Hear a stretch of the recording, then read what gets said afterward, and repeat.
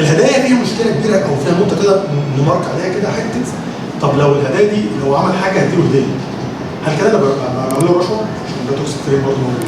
يعني كان في حد قال ان انا هل ممكن لما بعمل اشي ابنه فاقول له لو عملت الواجب بتاعك هديك شوكولاته، دي تعتبر رشوه ولا تعتبر هديه؟ وممكن اعملها عادي مش مشكله خالص ان انا اقول له خلاص الواجب انا مستعجل النهارده عمال كتير قوي انا عايز اخلصه كله وبديله موتيفيشن، طب انا هديك الشوكولاته دي لما بس عايز اخلص الواجب كله بيرفكت. فهنا ما فيهاش مشكله، بس مش كل يوم ومش كل حاجه.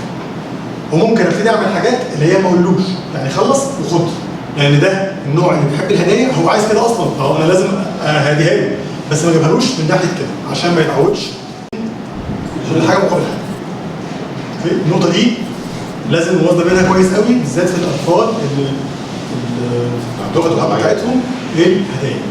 طب لو خلاص اتعود على كده تعمل ايه عشان تصلح كده؟ كام سنه؟ 7 سنين. يتغير عادي، هتاخد شويه صداع في الاول بس هتغير.